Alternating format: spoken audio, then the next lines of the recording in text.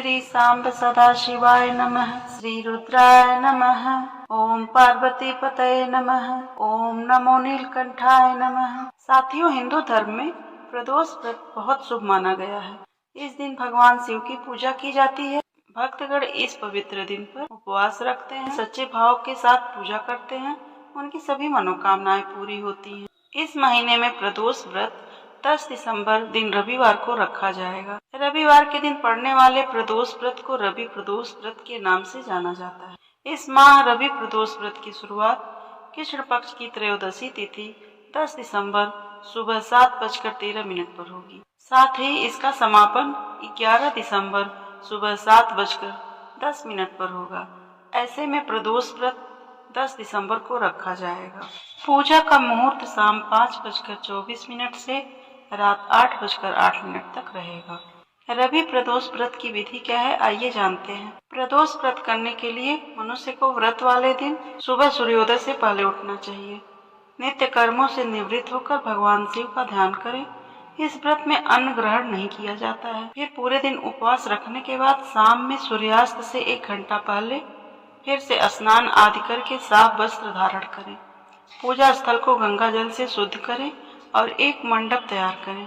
अब इस मंडप में 5 रंगों का उपयोग करते हुए एक सुंदर रंगोली बनाएं। फिर उत्तर पूर्व दिशा की ओर मुख करके बैठ जाएं और भगवान शंकर का पूजन शुरू करें। पूजन में भगवान शिव के मंत्रों का जाप करें, साथ ही प्रदोष व्रत की कथा सुनें और अंत में भगवान शिव की आरती करके पूजा संपन्न करें। रवि प्रदोष व्रत को शारीरिक स्वास्थ्य की दृष्टि से अत्यधिक अनुकूल व लाभदायक माना जाता है। जो भी मनुष्य रवि प्रदोष व्रत विधि विधान से संपन्न करता है, उस पर भगवान सूर्यदेव की विशेष कृपा होती है तथा उस व्यक्ति की ख्याति दूर दूर तक फैलती है। साथियों, यदि आप भी अपने जीवन में एक नई ऊर्जा का संचार करना चाहते हैं तो आप इस रविवार प्रदोष व्रत कथा को जरूर सुनें और दूसरों को भी सुनाएं। तो चलिए कथा का प्रारंभ करते हैं।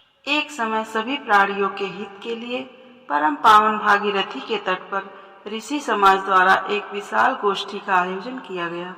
इस सभा में व्यास जी के शिष्य सूत जी महाराज हरि कीर्तन करते हुए पधारे। सूत जी को आते हुए देखकर सौनकादि 88,000 ऋषि मुनियों ने खड़े होकर उन्हें दंडवत प्रणाम किया। महाज्ञानी सूत जी ने भक्ति भाव से ऋषियों को हृदय से लगाया तथा आशीर्वाद दिया। विद्वान ऋषिगण और सब शिष्य आसनों पर विराजमान हो गए। सौनकादि ऋषि ने पूछा, हे पूज्यवर, कृपया यह बताने का कष्ट करें कि मंगलप्रद कष्ट निवारक यह व्रत सबसे पहले किसने किया और उसे क्या फल प्राप्त हुआ। श्री सूत जी बोले, आप सभी भोलेनाथ के परम भक्त हैं। आपकी भक्ति को देखकर मैं व्रती मनुष्यों की कथा कहता हूँ, इसे आप ध्यान से सुनिए। एक गांव था, उसमें एक बहुत ही गरीब ब्राह्मण निवास करता था। उसकी साध्वी स्त्री प्रदोष व्रत किया करती थी। उसे एक ही पुत्र रत्न था। एक बार वह पुत्र गंगा स्नान के लिए गया। दुर्भाग्यवश रास्ते में चोरों ने उसे घेर लिया और वे कहने लगे कि हम तुम्हें मारेंगे नहीं, तुम अपने पिता के गुप्त धन के बारे में हमें बता दो, हम तुम्हें छोड़ देंगे। बालक दीन भाव से कहने लगा कि बंधुओं, हम अत्यंत दुखी और दीन हैं, हमारे पास धन नहीं है। तब चोरों ने कहा कि तेरे इस पोटली में क्या बधा है। बालक ने कहा कि यह मेरी माँ ने मेरे लिए रोटियां दी हैं।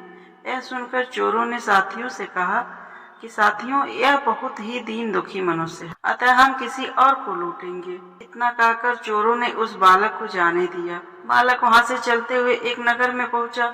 नगर के पास एक बरगद का पेड़ था। वह बालक उसी बरगद के वृक्ष की छाया में सो गया। उसी समय उस नगर के सिपाही चोरों को खोजते हुए उस बरगद के वृक्ष के पास पहुँचे और बालक को चोर समझकर बंदी बनाकर राजा के पास ले गए। राजा ने उसे कारावास में बंद करने का आदेश दिया। ब्राह्मण का लड़का जब घर नहीं लौटा तब उसे अपने पुत्र की बहुत चिंता हुई। अगले दिन प्रदोष व्रत था। ब्राह्मणी ने प्रदोष व्रत किया और भगवान भोलेनाथ से मन ही मन अपने पुत्र की कुशलता की प्रार्थना करने लगी। भगवान शंकर ने उस ब्राह्मणी की प्रार्थना स्वीकार कर ली और उसी रात भगवान शंकर ने राजा को आदेश दिया कि हे राजा, वह बालक चोर नहीं है, उसे सुबह होते ही छोड़ दो, अन्यथा मैं तुम्हारा सारा राज्य वैभव नष्ट कर दूंगा। प्रातःकाल राजा ने शिव जी की आज्ञा के अनुसार उस बालक को कारावास से मुक्त कर दिया। बालक ने अपनी सारी कहानी राजा को सुनाई।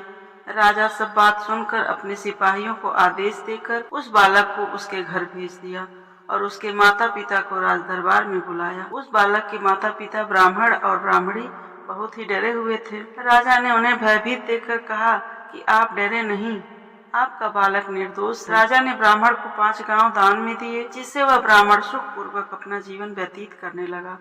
भगवान शिव की कृपा से ब्राह्मण परिवार आनंद से रहने लगा। अतः जो भी मनुष्य रवि प्रदोष व्रत करता है वह प्रसन्न व निरोग होकर अपना पूर्ण जीवन व्यतीत करता है। साथियों, अगर आपको मेरी दी हुई जानकारी पसंद आई हो तो मेरे चैनल को जरूर सब्सक्राइब करें, लाइक करें और बेल आइकन को दबाना न भूलें। सनातन धर्म से जुड़ी हुई ऐसी ही जानकारी प्राप्त करने के लिए आप जुड़े रहें श्रेष्ठ धर्म गंगा से। धन्यवाद।